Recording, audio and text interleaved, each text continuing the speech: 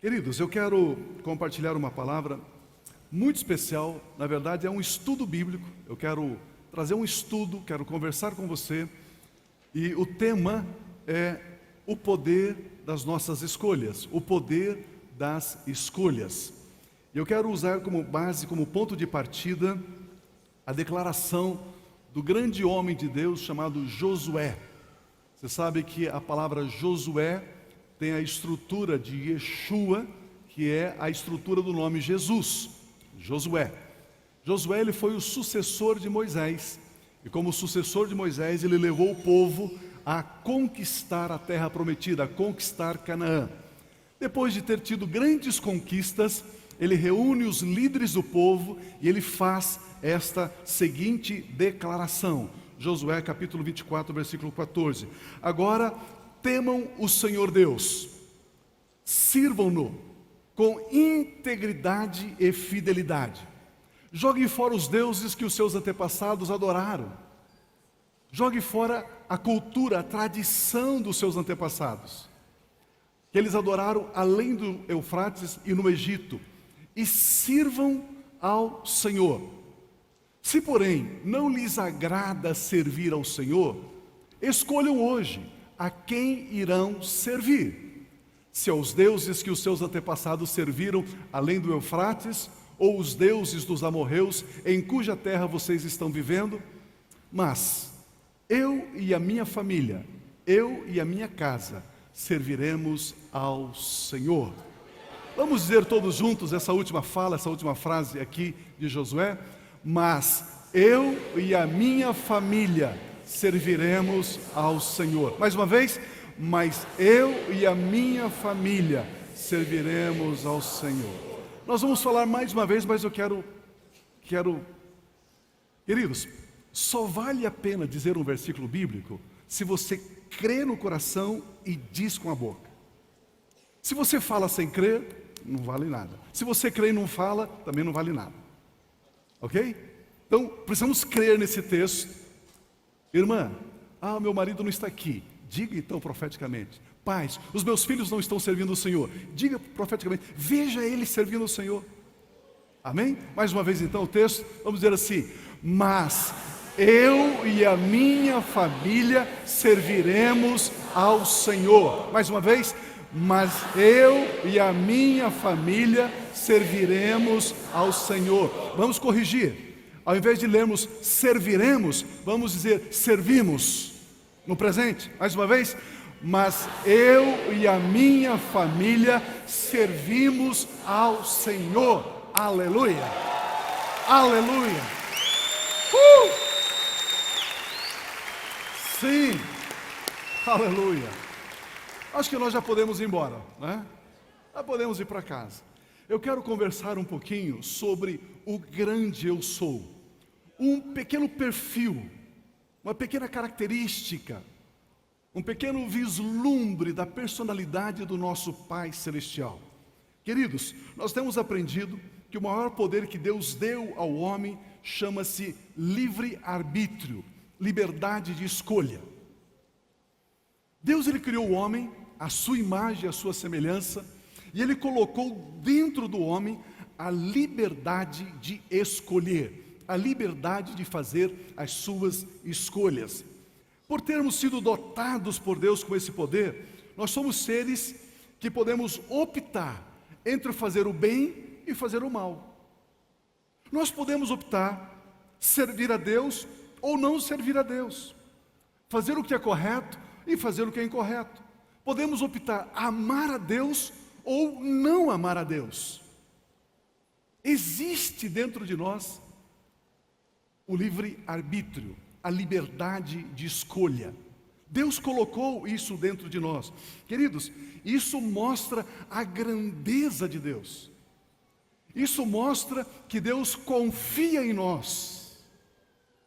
Isso mostra que Deus acredita em nós.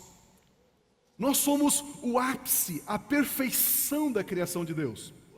Deus foi criando todas as coisas, criando, e por último, Ele não disse, haja o homem. Ele diz, façamos o homem. Nós fomos feitos, cada detalhe. Quando você levantar de manhã, olha no espelho os teus olhos e diz: uau, que coisa linda. Que coisa linda. Eu e você somos resultados da imaginação do Deus Criador do universo, do Deus Todo-Poderoso. E mesmo nós sendo o máximo da criação divina, Ele diz: eu vou colocar dentro de cada ser humano o livre-arbítrio, a livre escolha, e o ser humano escolhe o que ele vai fazer com a sua vida. Ah, eu não quero servir a Deus. Tá bom.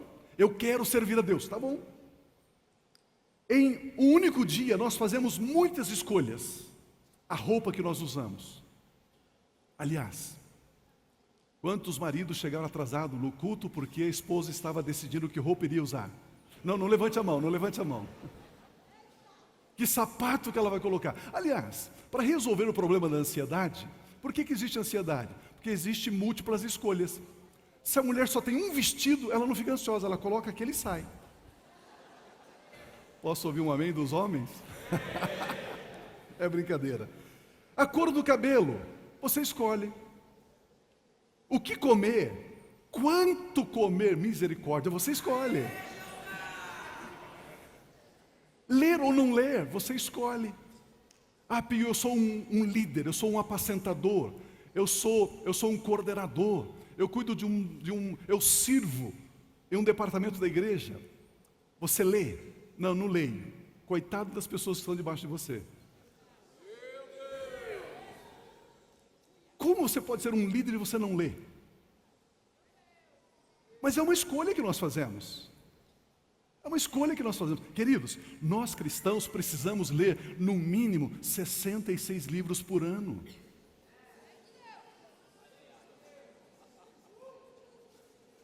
Se você lê 100 livros por ano, você é considerado pela Academia Brasileira de Letras um grande erudito.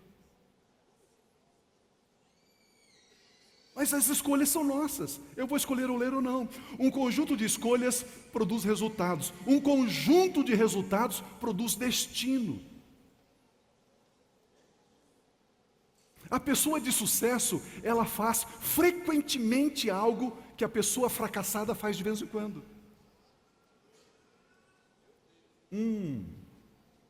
Queridos, se o mal influenciar as nossas escolhas, o mal obterá o resultado que ele quer de cada um de nós. Como é que nós devemos agir, Pio? Como é que nós devemos escolher? Deus, ele é tão grandioso que Deus se ofertou como modelo, como exemplo para mim e para você. Deus não é um Deus distante, um velhão barbudo, com raios na mão, e quando você erra, Ele joga o raio na sua cabeça, e quando Ele acerta, e vê você gemer de dor, de tristeza, Ele diz: ha, ha, ha. Isso não é Deus. Deus é Pai. Deus nos ama. Deus cuida, Deus se importa.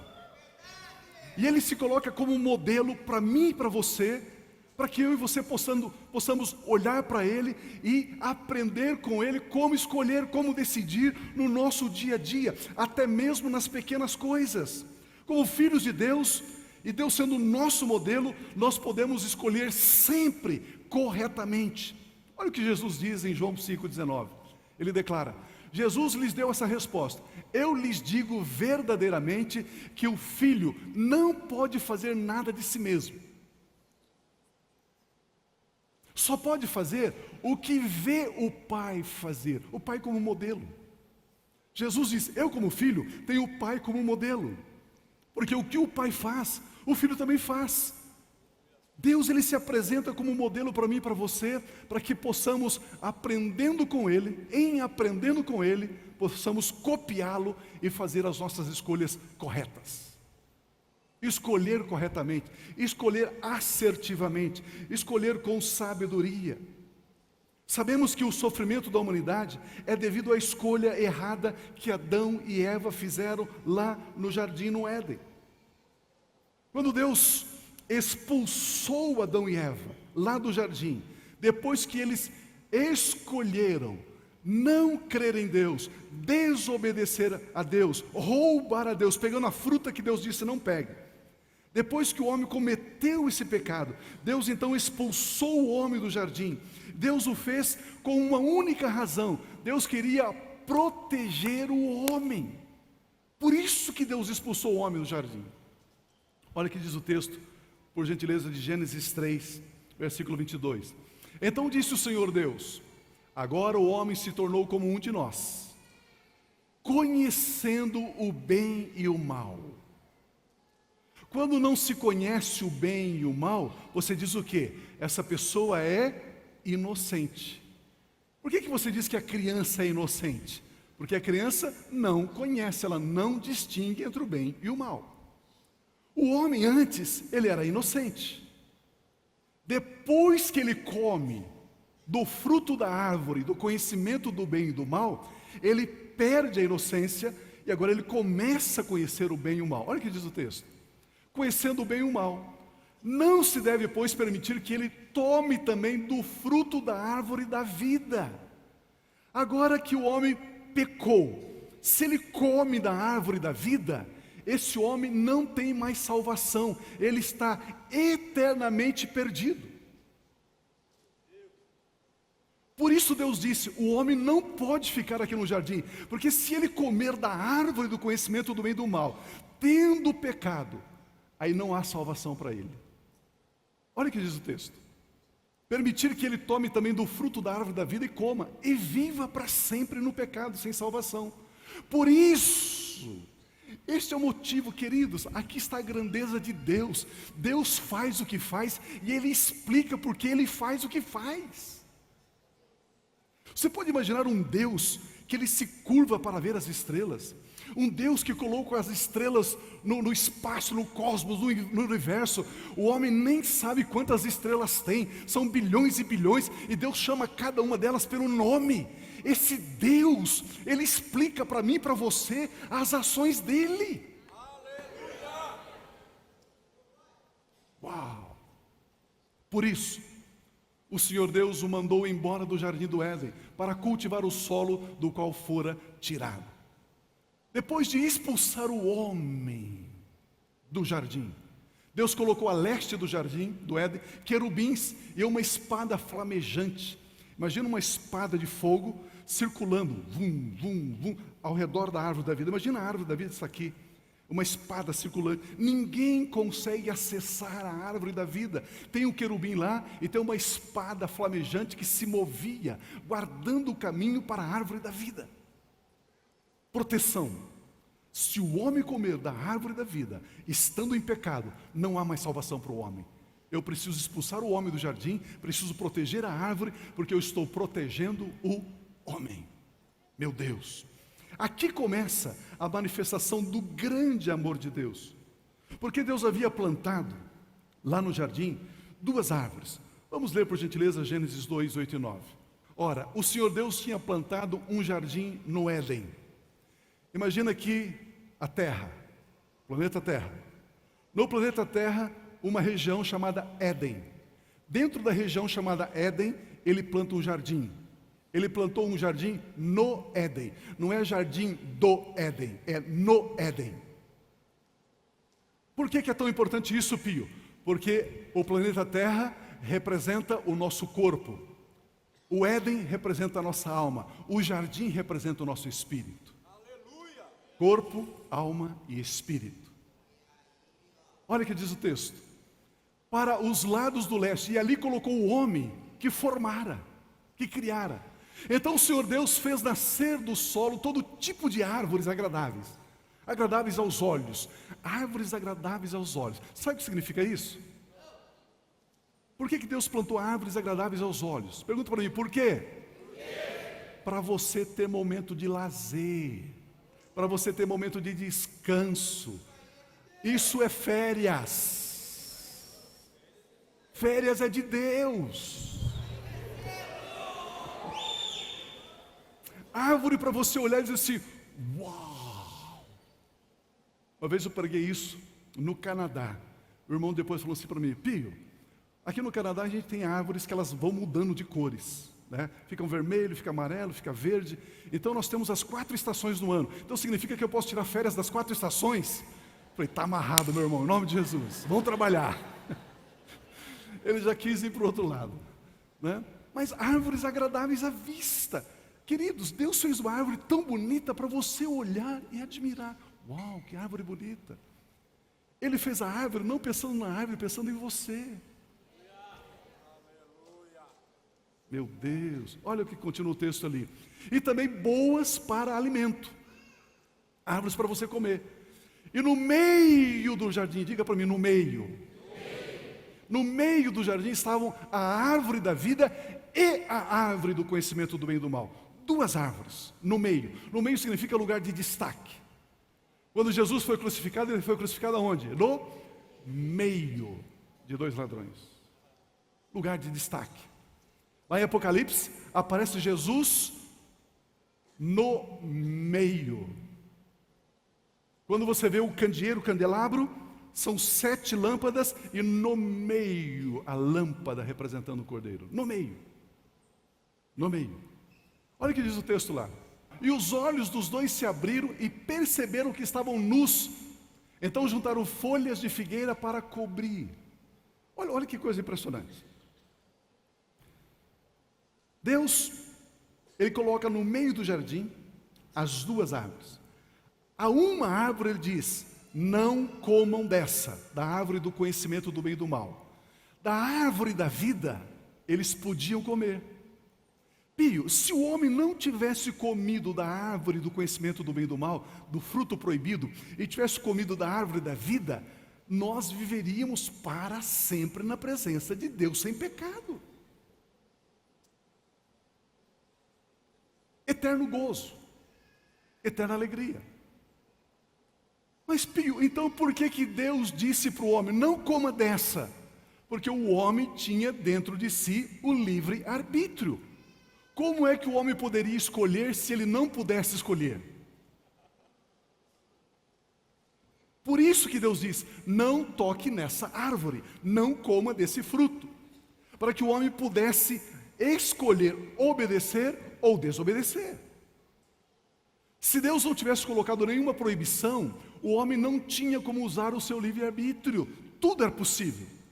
Você está dirigindo o seu carro numa estrada a 160 por hora, misericórdia.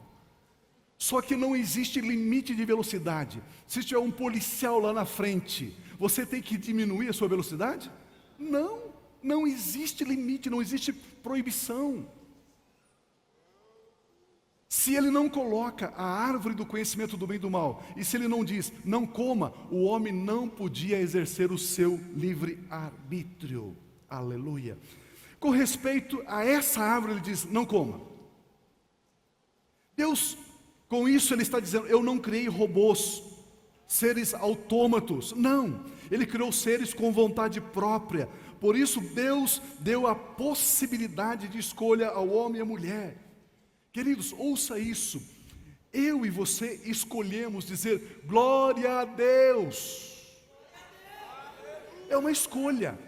O Espírito Santo, ele não vai abrir a sua boca assim, pegar a sua língua e dizer, diga glória a Deus. Ele não vai fazer isso. É uma decisão. Você decide levantar a mão ou não levantar a mão em adoração. É você quem decide. Ah, Pio, eu estou esperando sentir um arrepio. Aí eu vou fazer. Então você nunca vai fazer, porque você nunca vai sentir arrepio.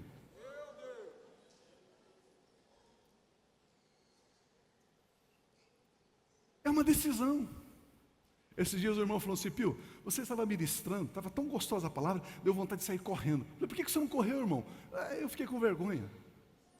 De vez em quando a palavra não vai mexendo com a gente, não vai mexendo, que você dá um grito, dê um grito, irmão, você é livre.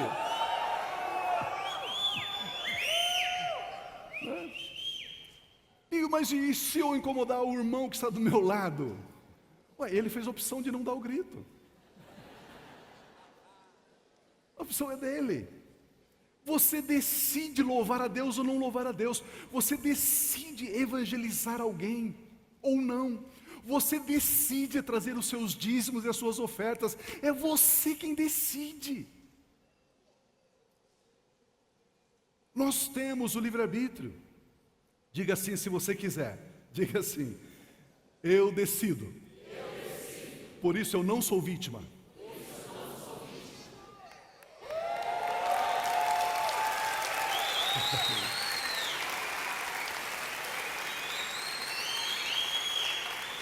Aleluia.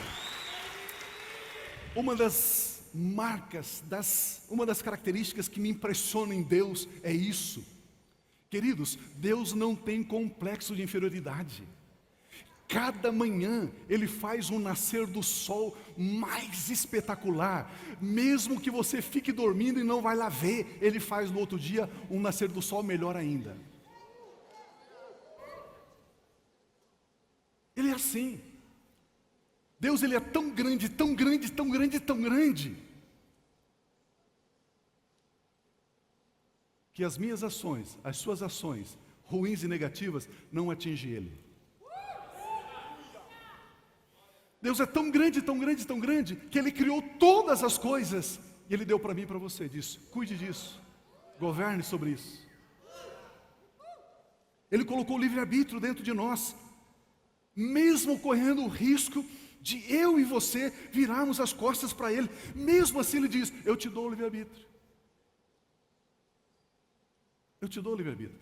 Queridos, fala ou não fala?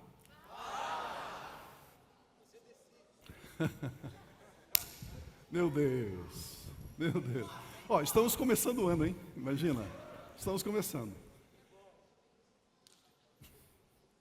Essa história que alguns pregadores dizem, olha, o Espírito Santo estava movendo, mas aí uma pessoa se levantou, uma pessoa não sei o quê, e não sei o quê, vocês entristeceram o Espírito Santo, ele saiu, e agora não temos mais a presença. Queridos, isso não existe, queridos. Isso não existe.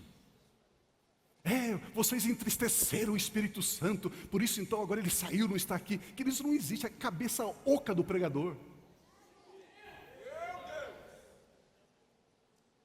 O Espírito Santo não é essa coisinha frouxa, não é essa coisinha sensível.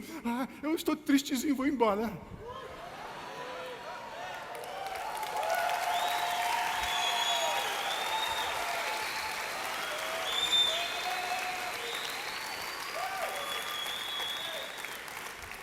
O Espírito Santo, ele é dunamis, o Espírito Santo é dinamite, o Espírito Santo é poder, e recebereis poder ao descer sobre vós o Espírito Santo, e sereis as minhas testemunhas.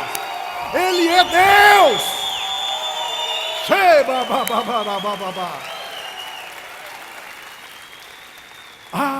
O avivamento terminou em tal lugar por causa do pecado. Se avivamento terminasse por causa do pecado, ele nunca começaria. Meu Deus do céu. Aí está a grandeza de Deus. Deus, Ele é e pronto. Queridos, quando o filho pródigo volta e diz assim, pai, pequei contra os céus e perante ti não sou digno, o pai coloca a mão na boca do filho e diz, fica quieto, menino.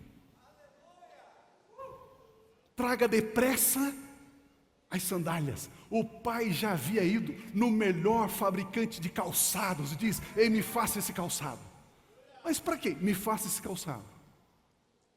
Ele foi no melhor alfaiate da região e diz, ei, eu quero que você faça a melhor vestimento, o melhor vestido, a melhor túnica. Ele foi no melhor joalheiro e diz, eu quero que você faça um anel com pedras preciosas, um anel caríssimo, um anel especial. Que tamanho? Desse tamanho. Mas você sabe se o seu filho vai voltar? Claro que vai voltar, foi eu que eduquei ele, eu que influenciei ele.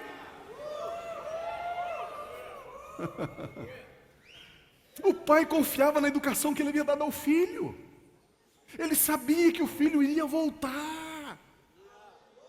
Com isso eu estou dizendo, a atitude do filho não colocou incredulidade no coração do pai, mas colocou a certeza de que o filho voltaria. O grande eu sou. Vamos voltar às duas árvores. As duas árvores. Adão foi criado como um ser moral neutro. Adão não era santo e nem pecador. Adão era inocente. Lembra que nós lemos o texto? Depois que ele comeu do fruto, abriu os olhos e eles deixaram de ser inocentes. Adão, ele não era pecador e nem santo. Veja isso, somente alguém pode ser santo quando ele for separado do mal. Adão não estava no mal, então ele não podia ser santo. Ele era inocente. Adão, ele não era pecador porque ele não conhecia o pecado. Adão era inocente. Se Adão comer da árvore do conhecimento do bem e do mal, Adão agora será obrigado a perder a sua inocência, e agora Adão será obrigado a escolher o que é certo e o que é errado, o que é bem e o que é mal. Se Adão não comer da árvore do conhecimento do bem e do mal, quando ele tem que escolher alguma coisa, ele vai perguntar para Deus: Deus, eu preciso escolher isso, o Senhor poderia me ajudar? Aí Deus instruiria. Como pai, Deus seria o modelo de Adão. Agora, se Adão comer da árvore do conhecimento do bem e do mal, agora Adão tem em si mesmo, não mais a inocência, mas ele tem em si mesmo a necessidade, a obrigação de escolher entre o certo e o errado, entre o bem e o mal. Vocês estão comigo? Essas duas árvores representam dois princípios que governam, que regem o universo. A árvore do conhecimento do bem e do mal significa a árvore do homem, a vida do homem depende totalmente do homem.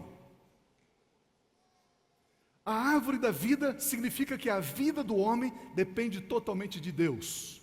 Duas árvores no meio do jardim.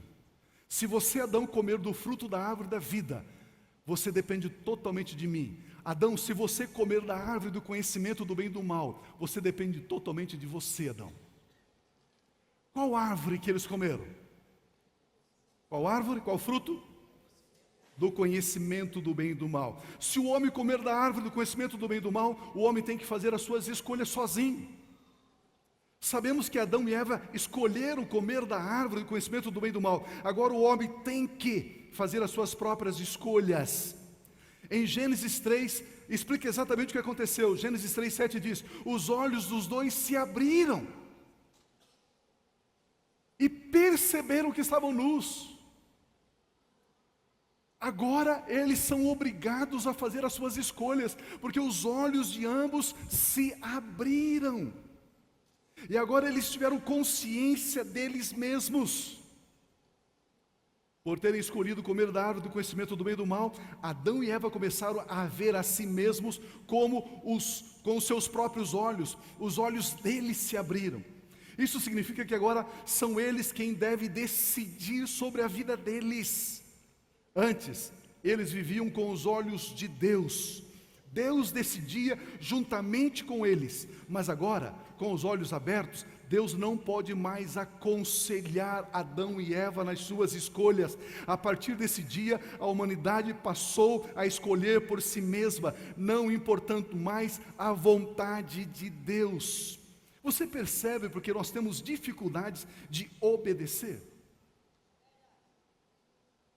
Você percebe porque temos dificuldades de seguir alguma instrução?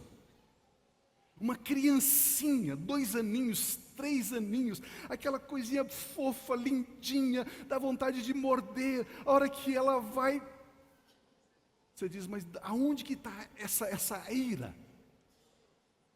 2 crianças de 3 anos disputando um brinquedo. Se aquela fúria que está dentro daquelas 2 crianças, se ele tivesse 20 anos, assassinaria um ou outro com certeza. Da onde isso? Da árvore do conhecimento do bem e do mal, porque agora abriram-se os olhos, não tem mais a inocência, e agora existe dentro do ser humano uma vontade rígida, uma vontade truculenta, uma vontade, ou é do meu jeito, ou não é aqui meu lugar. Consequência da árvore do conhecimento do bem e do mal. Por exemplo, que hora que começa o nosso culto aqui à tarde? 18 horas. Você chega antes das 18? E por que você chega atrasado? Você chega atrasado por causa da consequência da árvore do conhecimento do bem e do mal. Eu mando no meu nariz.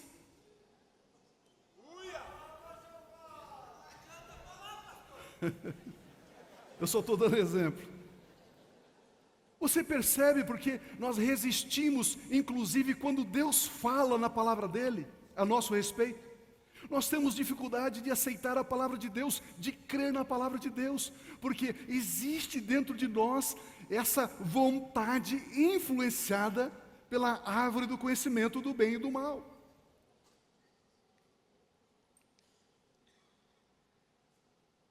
Eu sou assim, eu não levo desaforo para casa. Comigo é assim, está na hora de mudar. Está na hora de mudar. Eu leio um texto na palavra de Deus e digo, não, mas eu não vejo assim, eu vejo diferente, pastor. Eu não concordo com o que a Bíblia está dizendo. Mas a Bíblia é a palavra de Deus. Mas tudo bem, mas eu não concordo. Veja isso aqui. A Bíblia diz que não há condenação sobre a sua vida porque você está em Cristo Jesus. E por que dentro da nossa alma, a alma fica assim, não, mas não é bem assim, ontem eu pequei, como não há condenação? Não, o Pio está exagerando, o Pio...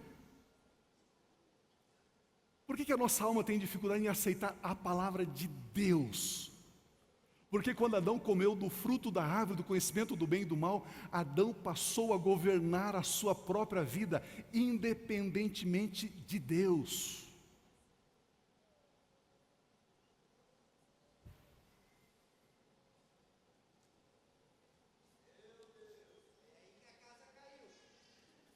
Mulheres infartando com 40, 45 anos de idade, porque estão assumindo papéis que não pertencem a elas.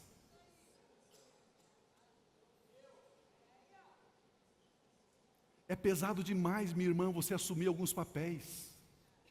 Deixa para o teu marido.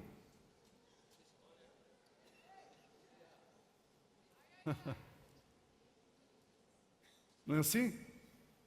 A Bíblia diz que nós somos justos, fomos justificados por Cristo. Nós somos templo do Espírito Santo de Deus. Nós somos filhos de Deus. Queridos, você sabe por que eles se levantaram para crucificar Jesus? Sabe por quê? Porque Jesus disse que era filho de Deus.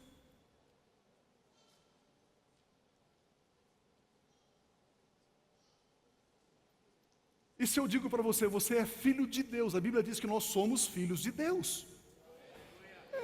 Não sei, mais ou menos, Pio, será que é assim?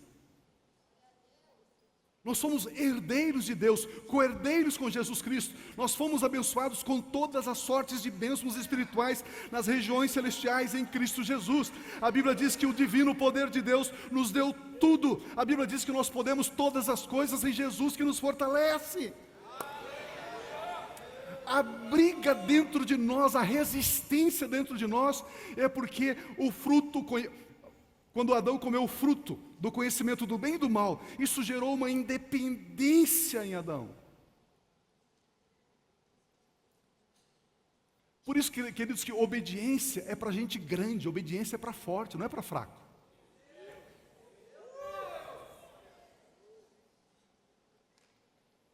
Nós temos muita dificuldade em crer e receber essas verdades bíblicas, porque nós nos vemos com os nossos próprios olhos, e não nos vemos com os olhos de Deus.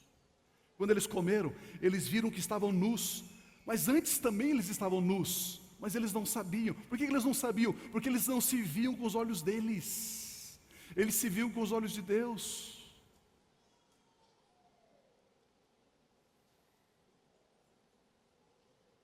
Pelo fato de Adão ser o originador da raça humana, toda a humanidade nasce debaixo da escolha que Adão e Eva fizeram. Logo, todos pecaram e destituídos, separados estão da glória de Deus. Logo, todos são escravos de Satanás, dominados pela lei do pecado e da morte, merecedores da ira de Deus. Por quê? Porque foram herdeiros de Adão. Mas aqui, em meio a esse caos, nós encontramos o grande eu sou, agindo motivado por amor. Ele envia Jesus Cristo, o seu Filho, em forma humana, gente como a gente. Ele envia Jesus para conceder a mim e a você a oportunidade de usarmos o livre-arbítrio e escolhermos permanecer debaixo da herança do primeiro Adão ou começar tudo de novo no último Adão, que é Jesus. Por isso Jesus nasceu. Estávamos conversando com o Dr. Rodrigo ontem, sexta, perguntando para ele o seguinte: ele é médico, ginecologista, obstetra. Falei, quando uma mãe está gestando, está gerando uma criança, um bebê, me diga uma coisa, o sangue da mãe passa para a criança? Não. Não passa. Através da placenta, o bebê é nutrido, é alimentado. Mas o sangue da mãe não passa para o feto. Se passasse, a mãe tem sangue O positivo, a criança teria o quê? O positivo. E a criança tem o mesmo sangue da mãe? Não. Isto significa que, quando Maria estava gestando Jesus, o sangue pecador contaminado de Maria não passou para Jesus.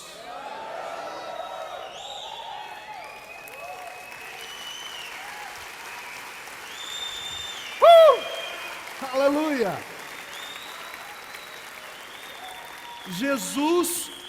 Jesus estava produzindo o seu próprio sangue. Sangue puro, perfeito, sem a herança do pecado. Por isso que Jesus é o Cordeiro de Deus, o Cordeiro sem mancha, sem defeito. Por isso Jesus pôde ser colocado naquela cruz. Por isso o sangue de Jesus foi derramado. E o sangue dele, o único sangue que pode purificar os nossos pecados. O sangue de Jesus, o sangue puro, perfeito, sem contaminação. E quando Jesus, ali na cruz, verte o seu sangue, derrama o seu sangue, Ele derramou para purificar os nossos pecados, que herdamos de Adão. Agora os nossos pecados foram tirados por Cristo Jesus. Consequentemente, o domínio das trevas foi tirado das nossas vidas, inclusive o domínio de nós mesmos. Porque muitos cristãos não têm mais o domínio do pecado, não têm mais o domínio das trevas, mas ainda ele continua mandando na vida dele, ao invés de se render ao senhorio de Jesus.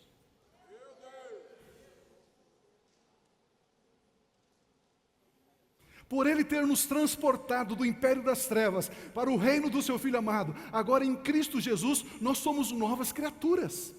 Agora nós fomos justificados, somos reis e sacerdotes, somos filhos amados, somos herdeiros de Deus, somos co-herdeiros com Jesus Cristo. Agora o sangue puro de Jesus nos lavou, nos purificou, nos redimiu. Agora não há condenação sobre as nossas vidas, agora nós somos uma nova criação. Agora nós podemos escolher comer da árvore da vida e viver eternamente. Como assim? Jesus, a árvore da vida. João capítulo 3, versículos 16 e 17 diz assim: porque Deus tanto amou o mundo que deu o seu Filho, Filho o quê? Unigênito. Quando você, casal, teve o seu primeiro filho ou filha, esse filho, essa filha era o quê? Unigênito. O que significa unigênito? Filho único. Só que Jesus, de filho unigênito, ele passou a ser o filho primogênito. Quando você teve o seu segundo filho, a sua segunda filha, o seu primeiro filho, ele era unigênito? Ele é o quê? Primogênito, porque agora ele tem irmãos. Jesus, de filho unigênito, ele passa a ser primogênito. Por quê? Porque agora nós somos irmãos dele.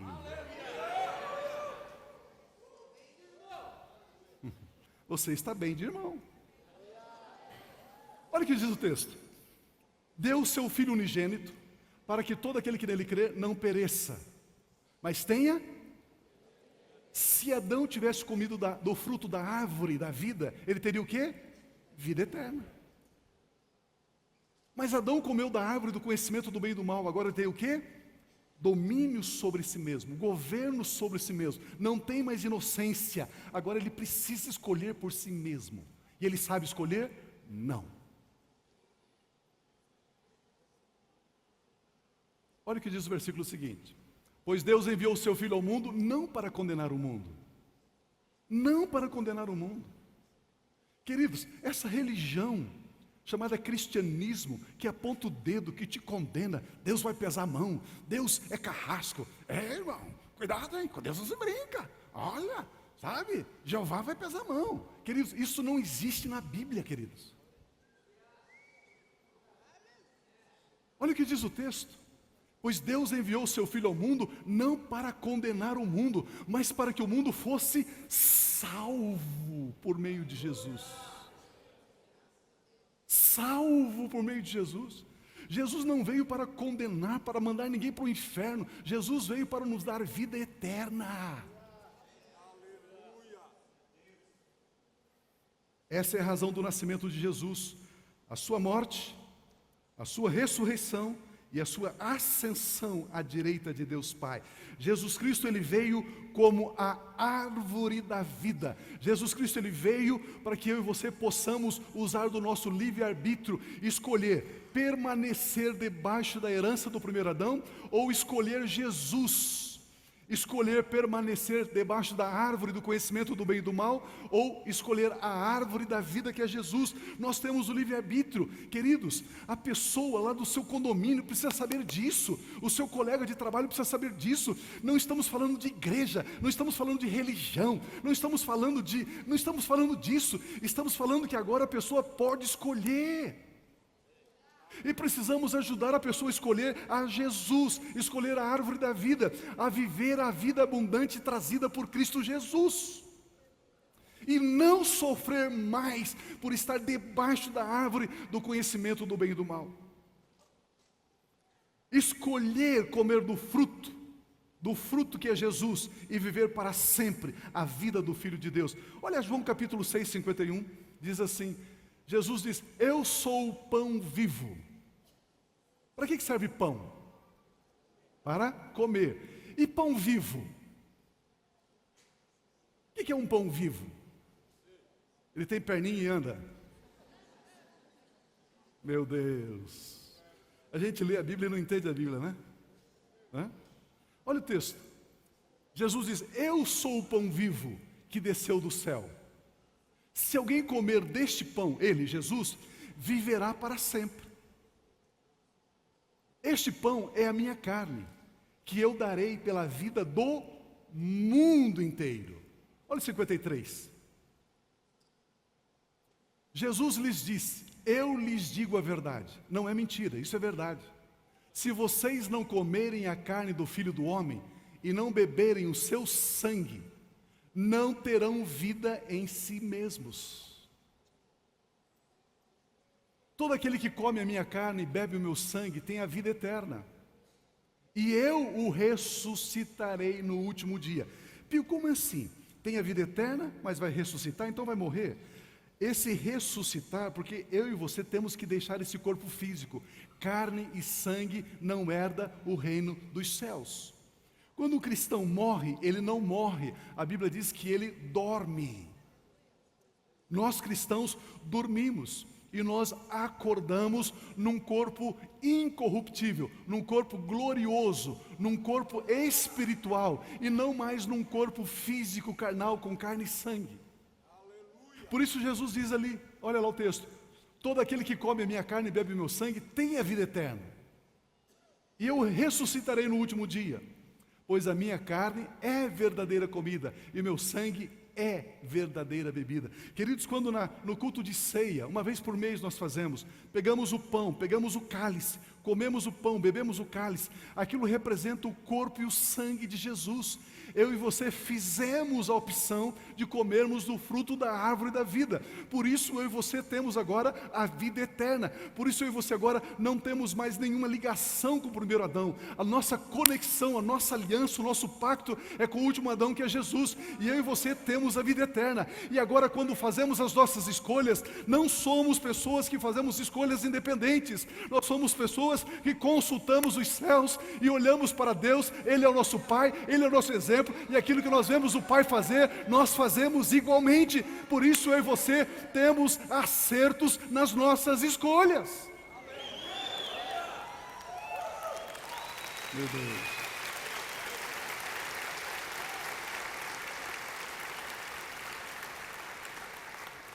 O sangue precioso de Jesus nos purificou dos nossos pecados. Mas não somente isso.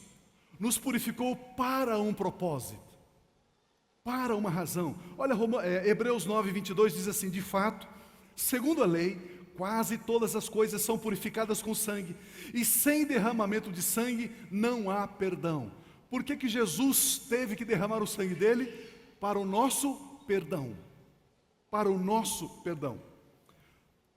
Agora nós somos perdoados, fomos conduzidos a uma posição. Qual é a nossa posição depois de ter sido perdoados pelo sangue de Jesus? Apocalipse 1, 5 e 6. Ele, Jesus, que é a testemunha fiel.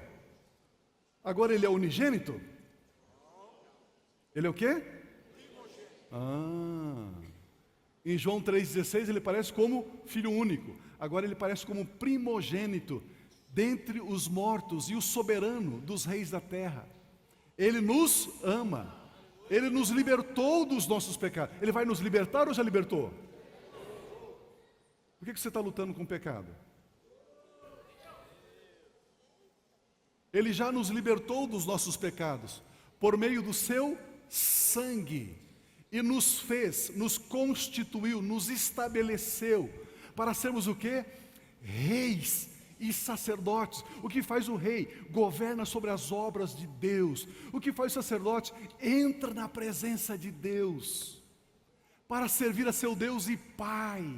A Ele, Jesus, sejam a glória, o poder para todos sempre. Amém, amém, amém, amém e amém. Queridos, a nossa compreensão não pode parar na crucificação de Jesus. Jesus morreu na cruz e Ele purificou dos nossos pecados. Precisamos avançar um pouquinho. Precisamos ir para a ressurreição. Por que Jesus ressuscitou? Pergunta para mim por quê? Ele precisava ressuscitar para ir para o céu? Não. Jesus não precisava ressuscitar. Ele veio, morreu na cruz, gritou, tetelestai, está consumado. O sangue puro dele foi vertido, os nossos pecados foram tirados, foram perdoados. Pronto, está resolvido. Terminou a história. Mas não terminou a história. Eu emprestei R$500 do Marcos. E hoje eu vou pagar os R$500 do Marcos. Eu chego aqui e digo: Marcos, está aqui, ó, os R$500. Dou o dinheiro na mão dele. Ele vai contar o dinheiro. Conta lá. Certo, Marcos? Certo? Tem R$500 aí? Tem. A minha dívida com ele está paga, sim ou não? Não. Não está paga. Mas você não deu os R$500 para ele? Dei. Ele não conferiu? Conferiu. Tem os R$500 aí, Marcos? Tem. O que está faltando? O recibo de quitação. Se ele não me der o recibo de quitação, daqui 2 meses ele diz: Pio, você me deve R$500. Não, Marcos, eu te paguei aquele dia. Não, não me pagou. Paguei, Marcos, cadê o recibo? Não, eu não tenho, então você me deve.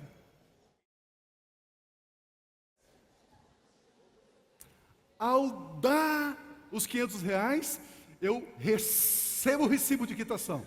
Está quitado. Ao receber o recibo de quitação, eu não devo mais nada para ele. Quando Jesus morre na cruz, ele paga o preço. Pagou, pagou. Está perdoado, está perdoado. Mas quando Jesus ressuscita dentre os mortos, Deus Pai está dizendo para mim e para você: filho, filha, aqui está o recibo da quitação, a ressurreição do meu filho. Isso significa que você não deve mais. Meu Deus!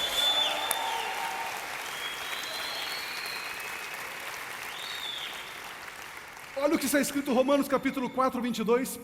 Em consequência, está falando de Abraão, isso foi creditado como justiça. O que é justiça? Estado perfeito, estado aprovado. Foi creditado que Abraão era justo. As palavras lhe foi creditado, não foram escritas apenas para Abraão, mas também para nós. Foi creditado para mim e para você justiça, também para nós, a quem Deus creditar a justiça, a nós que cremos que ressuscitou dos mortos a Jesus. Você crê que Jesus morreu? Eu creio. Mas você crê que Ele ressuscitou? Sim, você tem um recibo. Isso é creditado como justiça. Deus considera que você é perfeito, justo e não devedor quando você crê na ressurreição de Jesus. Não na morte, na ressurreição. Em teologia, uma verdade maior contém uma menor. Por exemplo, aqui está a vida, aqui está a morte. A morte consegue vencer a vida? Consegue. Só que aqui está a ressurreição. A ressurreição consegue vencer a morte. Essa verdade maior está sobre uma verdade menor, chamada morte. Consegue entender isso? Está difícil ou não? Olha a continuação do texto. O qual foi entregue por causa das nossas ofensas. Por que Jesus foi entregue na cruz? Por causa das nossas ofensas. Que ofensas? Aquela que nós herdamos do primeiro Adão, da árvore do conhecimento do bem e do mal. E ressuscitado por causa da nossa justificação. Existem algumas versões que diz assim: ele foi ressuscitado para a nossa justificação. Põe lá, ó lá. E ressuscitado para a nossa justificação. Está errado. Não está, no grego não está assim. A nossa tradução ali está errada.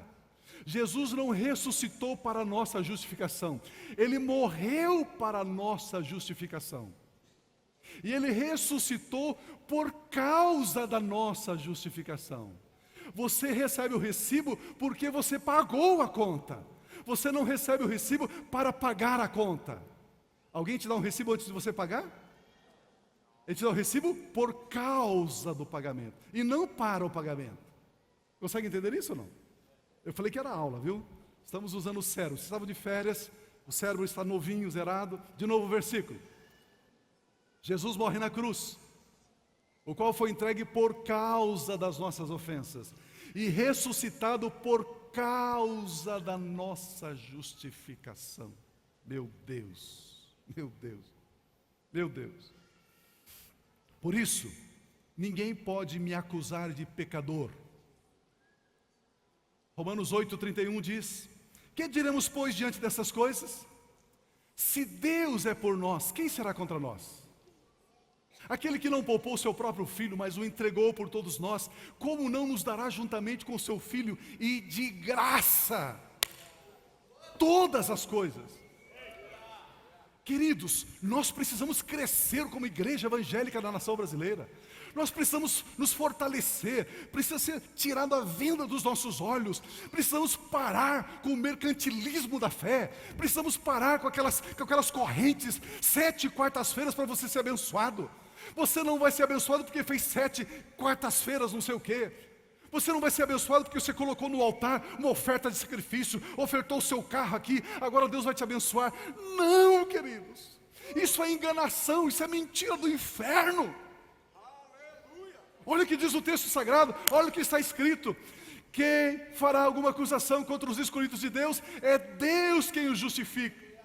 Quem os condenará foi Cristo Jesus, que morreu, e mais, Ele ressuscitou, está à direita de Deus e também intercede por nós. Volta ao versículo anterior, 31, 32. Que diremos, pois, diante dessas coisas? Se Deus é por nós, quem será contra nós? Esse texto está dizendo o seguinte: está falando de luta, de embate diário, não é disso que está falando de tribunal, Supremo Tribunal. Deus disse, ele, ela, ele, estão justificados. Está dizendo o seguinte: que advogado, que promotoria, que ministério público, que inferno vai impetrar uma ação para condenar essas pessoas que Deus disse que já estão justificadas? Não existe ninguém que vai se levantar contra nós.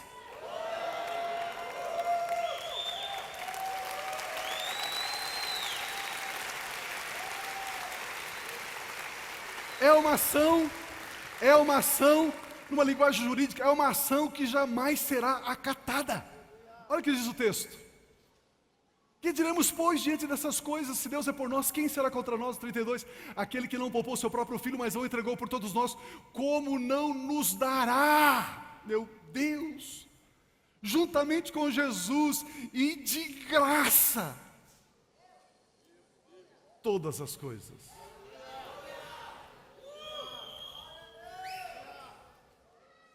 Pio achava que que Deus só ia me dar alguma coisa se eu jejuar 40 dias e 40 noites.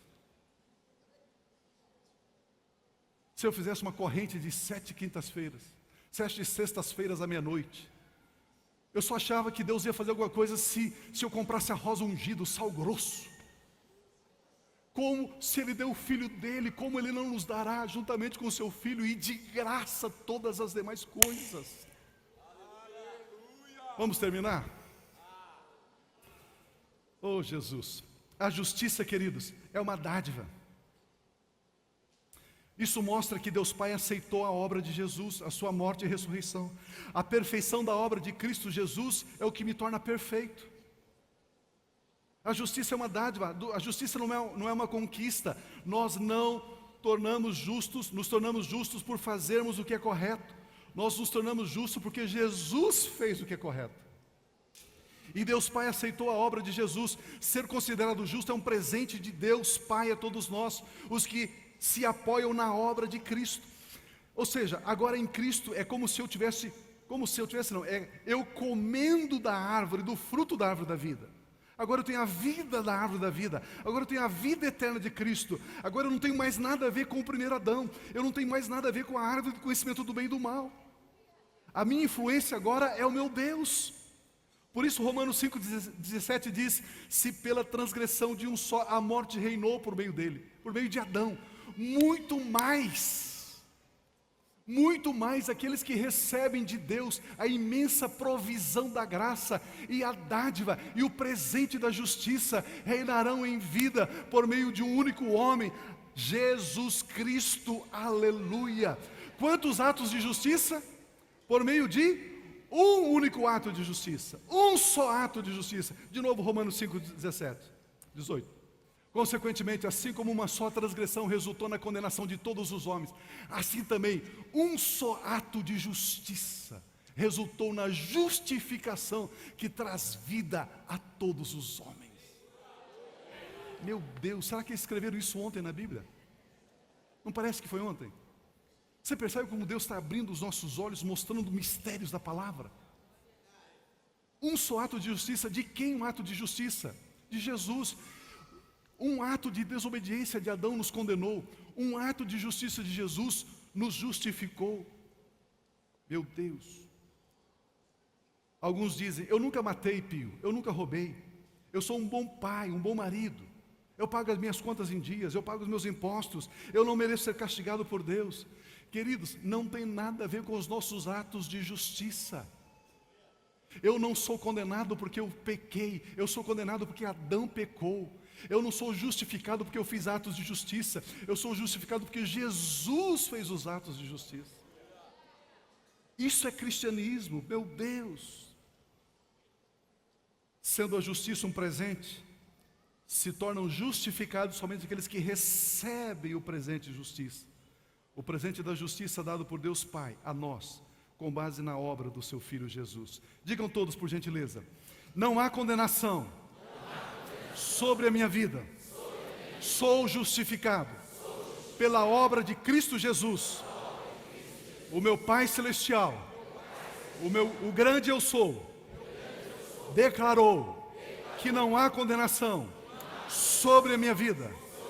Eu vivo a vida derramada por Cristo Jesus na cruz do Calvário.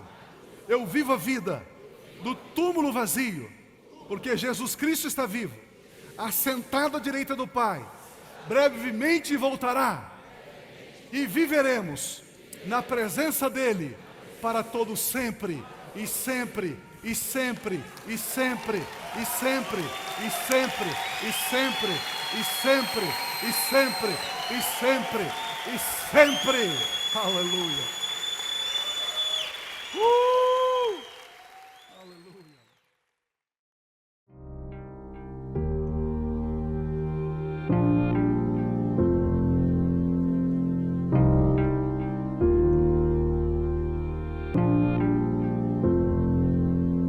não tem nada a ver com o que temos ou com o que fazemos, tem a ver com o que somos.